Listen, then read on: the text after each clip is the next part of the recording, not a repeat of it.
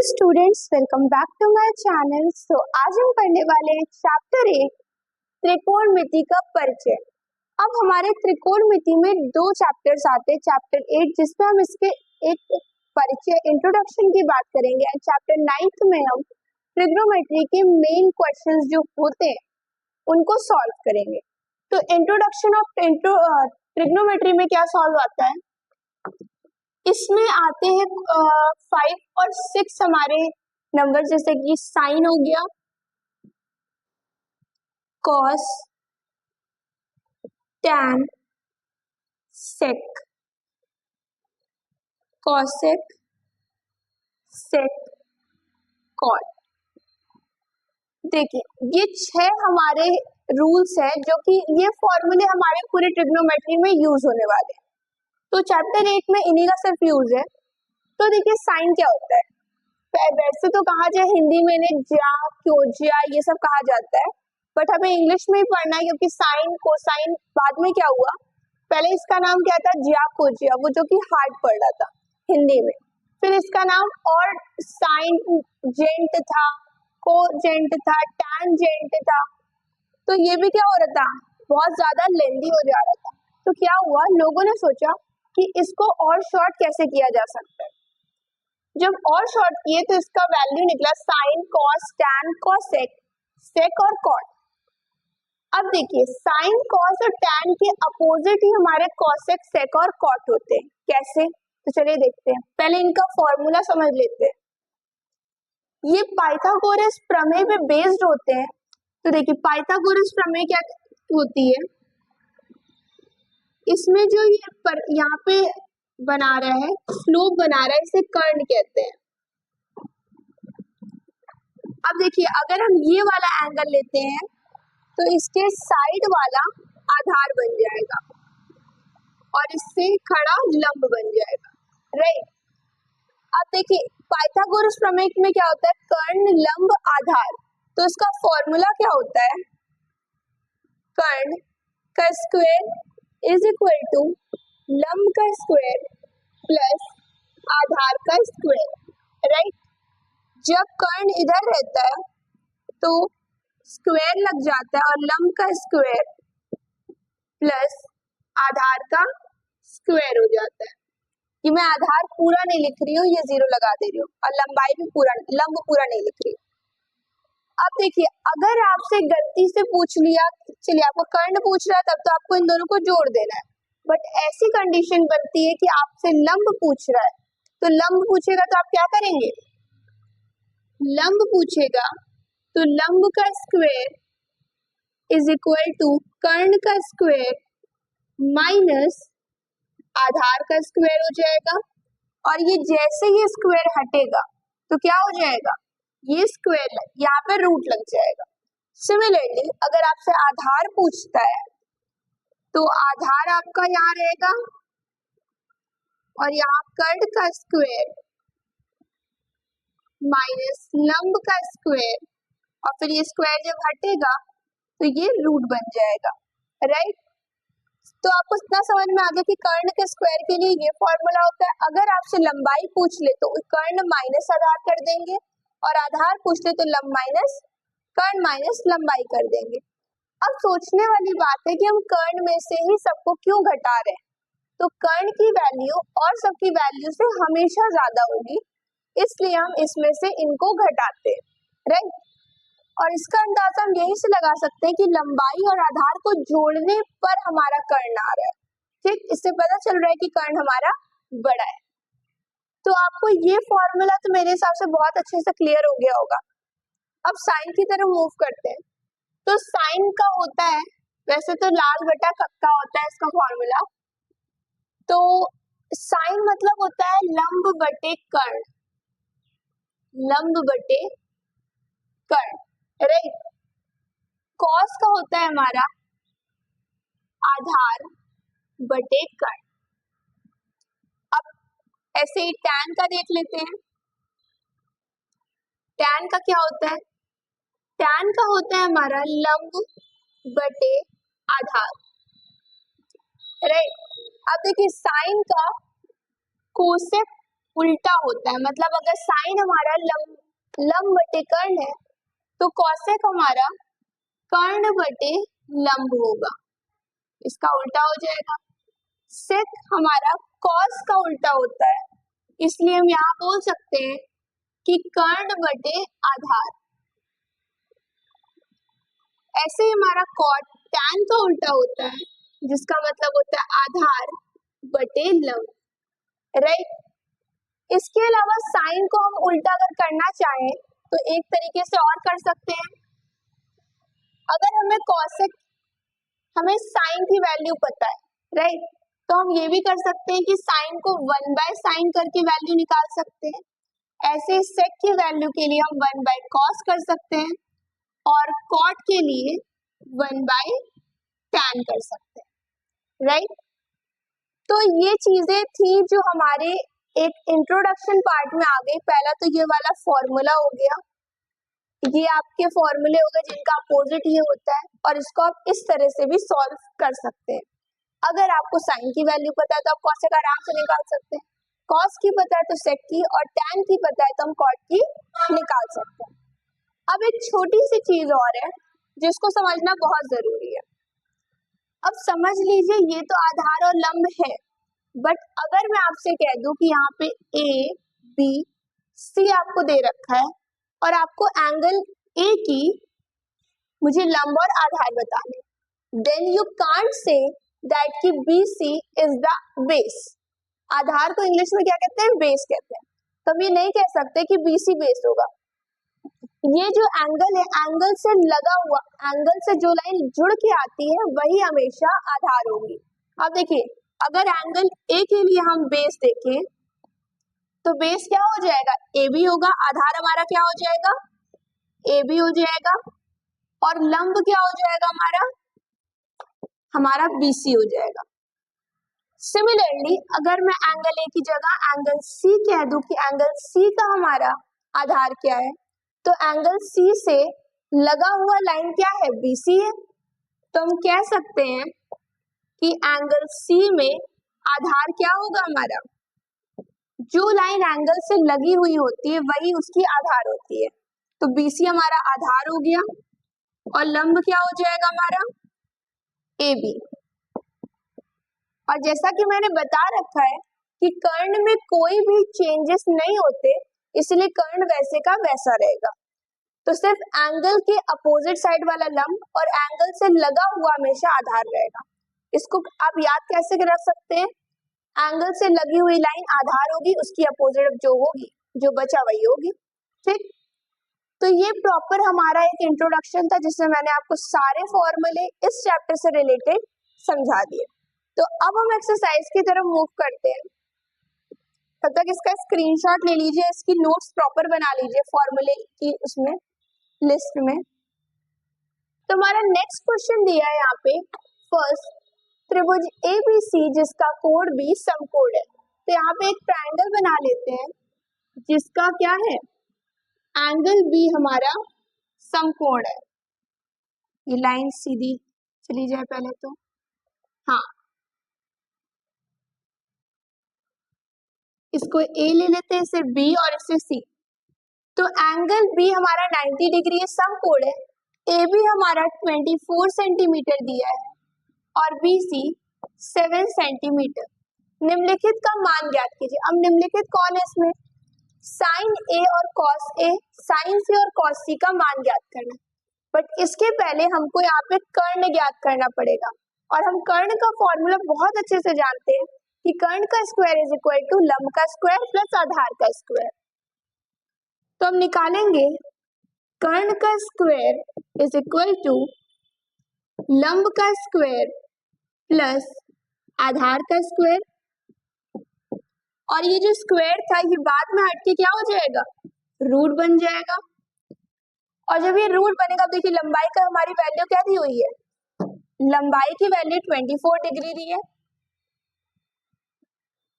और sorry square दी है centimetre में, और हमारा आधार की वैल्यू दी है 7 का स्क्वायर। अब 24 का हम स्क्वायर निकालेंगे,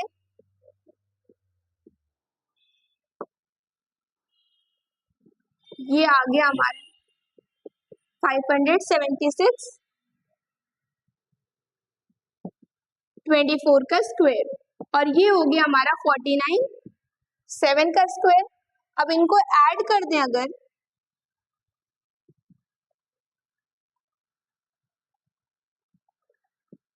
सिक्स 25 आ गया। अब 625 हम जानते हैं कि 25 का स्क्वायर होता है, वो अंडर रूट होता है, तो हम क्या कर लेंगे, 25 का स्क्वायर 625। तो अब हमारा कर्ण तो निकल आया, इसका मतलब हमें पता चल गया कि ये 24 है, ये 7 है, और हमारा कर्ण कितना है, 25 सेंटीमीटर है। देखिए मैंने बोला था ना, लंब और आधार से हमेशा ज्यादा ही होगा कर्ण, चाहे एक ही नंबर ज्यादा हो। तो पहले तो हमने कर्ण निकाल लिया, अब हमें साइन ए और कॉस ए की वैल्यू निकालनी। साइन ए की वैल्यू कैसे निकलेगी, साइन ए मतलब कि अब हमको ये, इसका मतलब हमारा आधार कौन है, साइन ए के हिसाब से लगा हुआ ये है, तो ये आधार और ये लंब हो गया। अभी के लिए इसको आधार और इसको लंब ले लेते हैं। तो साइन पहला, sine A is equal to लंब बटे कर्ण, तो आंसर क्या हो जाएगा, लंब यहाँ पे कौन है, 7/25 सेंटीमीटर, ये हो गया हमारा आंसर। अब इसी का कॉस ए बोल रहे हैं, तो कॉस ए हमारा कितना है, आधार बटे कर्ण। आधार हमारा कितना दे रखा है, 24, और कर्ण हमारा दिया है 25, राइट। अब हमें करना है साइन सी और कॉस सी। अब देखिए साइन सी मतलब हमें सी के हिसाब से ध्यान देना होगा, एंगल सी ध्यान लेना है। तो अब देखिए साइन सी के हिसाब से देखा जाए तो हमारा ये लंब पड़ जाएगा और ये आधार पड़ जाएगा, इसे हम अब आधार बोलेंगे और इसे लंब। तो क्या होगा, लंब बटे कर्ण, यहाँ पे क्या होगा, साइन सी में 24/25, कर्ण हमारा 25 ही है। अब कॉस सी का फॉर्मूला क्या होता है, आधार बटे कर्ण, तो हम वैल्यू क्या रख देंगे, आधार यहाँ पे क्या है 7, तो 7/25, ये हो गया हमारा प्रॉपर सॉल्यूशन। सबसे पहले हमने वैल्यू निकाल ली और वैल्यू निकालने के बाद इनके मान निकाल लिए, तो इसका स्क्रीनशॉट ले लीजिए। अब नेक्स्ट क्वेश्चन की तरफ मूव करते हैं।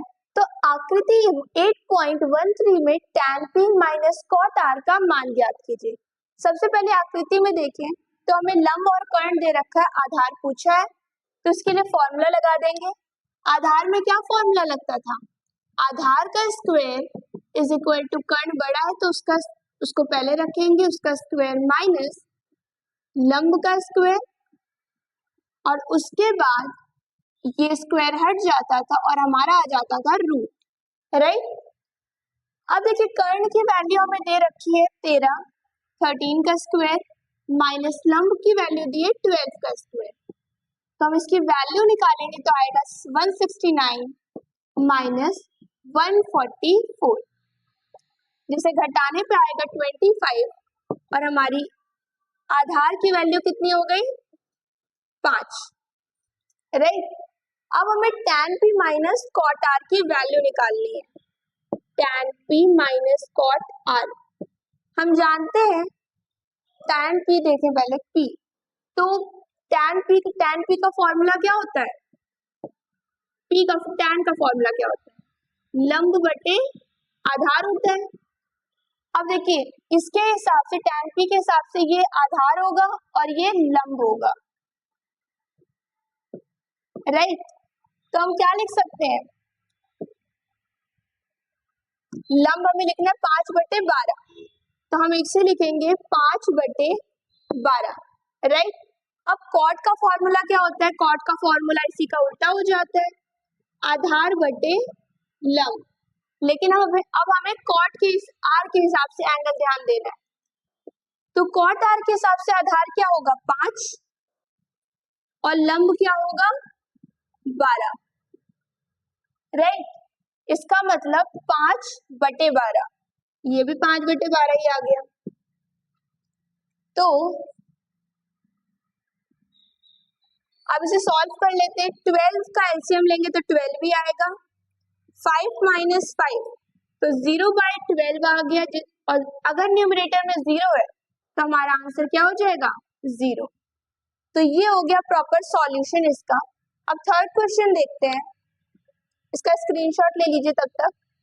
थर्ड क्वेश्चन हमारा दिया है, यदि sin a is equal to 3/4 है तो हमें cos a और tan a का मान ज्ञात करना है। अब देखिए sin a का मतलब क्या है, 3/4 मतलब कि लंब बटे कर्ण। हमें क्या दे रखा है, हमको लंब दिया है 3 और कर्ण दिया है 4 और आधार हमसे पूछ रहा है। तो फॉर्मूला होगा आधार इज इक्वल टू रूट कर्ण का स्क्वायर माइनस लंब का स्क्वायर। तो हमारा कर्ण कितना दिया हुआ है 4 का स्क्वायर और लंब दिया है 3 का स्क्वायर। तो जिसकी वैल्यू निकालेंगे तो 16 माइनस 9 आ गई, राइट। और ये √7 हो गया। अब इसका निकालेंगे तो √7 का तो निकालने पे नहीं आएगा, तो हमारी आधार क्या हो जाएगा, हमारा आधार हो गया √7। अब हमें निकालना है cos a। cos a का फॉर्मूला क्या होता है, cos a का फॉर्मूला होता है आधार बटे कर्ण और आधार की वैल्यू कितनी है √7 बटे कर्ण की वैल्यू 4। सिमिलरली tan a निकालना है हमें, इसको a b c कर लेते हैं। tan a की वैल्यू कितनी होती है लंब बटे आधार। तो लंब हमारा कितना दे रखा है 3 और आधार दे रखा है हमारा √7। तो ये हो गया हमारा सॉल्यूशन। इतना छोटा सा सॉल्यूशन था ये। तो फोर्थ क्वेश्चन की तरफ मूव करते हैं, स्क्रीनशॉट ले लीजिए। तुम्हारा फोर्थ क्वेश्चन दिया है, यदि 15 cot a is equal to 8 है तो sin a और sec a का मान ज्ञात कीजिए। तो पहले 15 को इधर लेके आएंगे तो cot a is equal to 8/15 हो गया और cot हमारा क्या होता है आधार बटे लंब। इसका मतलब अगर इसका डायग्राम बनाए तो आधार हमारा 8 है और लंब हमारा 15। हमें कर्ण पता करना है, क्वेश्चन मार्क था ये। तो क्या कैसे होगा, कर्ण इज रूट में लंब का स्क्वायर प्लस आधार का स्क्वायर। ये पहला ही अभी तक का क्वेश्चन है जिसमें सीधा सीधा फॉर्मूला पूछ रहा है, नहीं तो अभी तक घुमा ही रहा था मैं। तो 15 का स्क्वायर कर देंगे, 15 का स्क्वायर प्लस 8 का स्क्वायर, राइट। 15 का स्क्वायर 225 होता है क्या,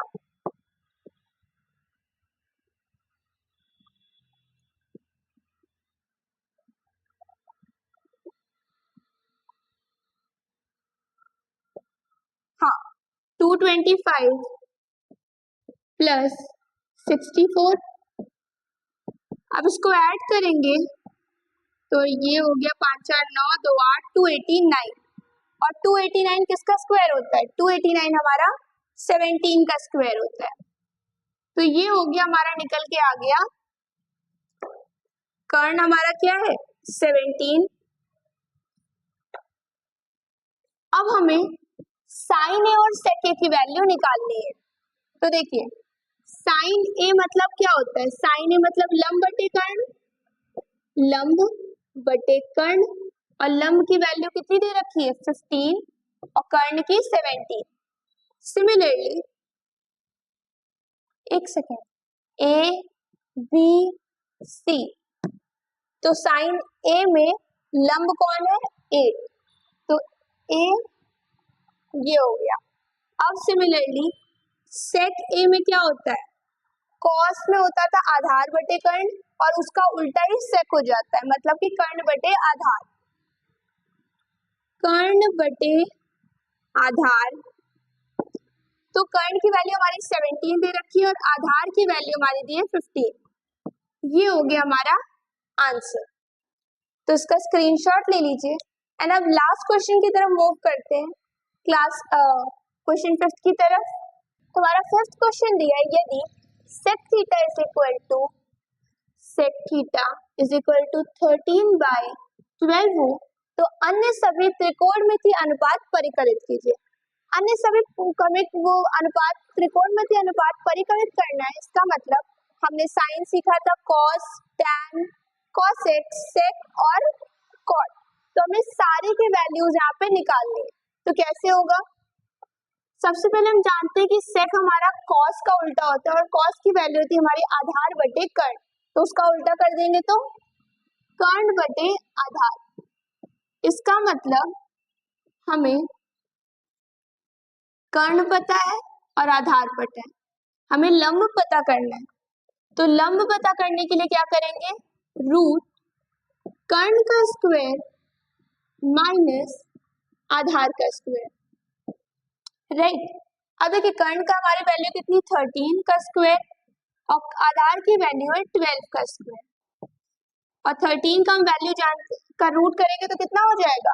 169 और 12 का रूट करेंगे तो 144, जिसे माइनस करने पे आएगा हमारा रूट में 25। इससे हमारे पास लंब की वैल्यू आ गई 5, राइट। अब देखिए साइन की वैल्यू हमें निकालनी है। साइन की वैल्यू होती है लंब बटे कर्ण। लंब कितना दिया है? 5 और कर्ण कितना दिया है? 13। हमारा साइन की वैल्यू निकल आई। ऐसे हम कॉस की वैल्यू निकाल लेते हैं। वैसे तो इस सेक का उल्टा ही होगा, तो आधार बटे कर्ण, और आधार की वैल्यू कितनी दी हुई है? आधार की वैल्यू दी हमारी 12 बटे 13। अब टैन की वैल्यू निकालते हैं। टैन की वैल्यू दी है लंब बटे आधार। लंब कितना दिया है हमारा? 5 और आधार दिया है हमारा 12, राइट। अब ध्यान दीजिए, तो हमने साइन, कॉस और टैन निकाल लिया। तो कॉसेक, सेक और कॉट जो थे वो इनके ही अपोजिट थे। तो जैसे अब हम निकालेंगे कॉसेक, तो कॉसेक क्या होता है? साइन का उल्टा होता है, कर्ण बटे लंबाई। तो क्या कर देंगे? इसको पलट देंगे, 13 बटे 5। और सेक की वैल्यू हमें पहले से पता थी, आधार बटे कर्ण को उल्टा कर देंगे तो 13 बटे 12। ये हो गई वैल्यू हमारी। और कॉट किसका उल्टा होता है? टैन का उल्टा होता है। लंब बटे आधार हमारा टैन है, तो उल्टा क्या होगा? आधार बटे लंब, तो 12 बटे 5। ये हो गया हमारा 1, 2, 3, 4, 5, 6 छह त्रिकोणमितीय अनुपात हमने परिकलित कर लिया। आज के लिए हम इतना ही रख रहे हैं। तो नेक्स्ट वीडियो में हम इसके आगे के क्वेश्चंस को करेंगे। इस एक्सरसाइज में लगभग 10 और 11 क्वेश्चंस हैं। तो नेक्स्ट वीडियो में हमारा 8.1 एक्सरसाइज कंप्लीट हो जाएगी। आज के लिए इतना ही। एंड इस वीडियो में बहुत टाइम लगा है समझाने में, बट मैंने पूरे एफर्ट्स लगाए हैं कि आप इस वीडियो में हर एक छोटे से छोटे फॉर्मूले को एंड छोटी से छोटी वैल्यूज को बहुत ही आसानी से सीख सकें। तो अपना पूरा प्यार दीजिएगा। अगर आपको वीडियोस अच्छी लग रही है तो वीडियोस को लाइक कीजिए, सब्सक्राइब कीजिए एंड अपने दोस्त पे शेयर करना मत भूलिए, ताकि जितने भी जो बच्चे जिन्होंने पढ़ाई नहीं की है बाद में अब जग रहे हैं, तो वो भी इनको बहुत ही इजीली समझ सकें। अगर वो 9 तक नहीं पढ़े तो 10th में डायरेक्ट आ रहे हैं और अब उनको लग रहा है कि नहीं अब तो एग्जाम अच्छे से देना ही देना है। सो उन्हें शेयर कीजिए ताकि वो भी अपने नंबर्स अच्छे ला सकें। Thank you.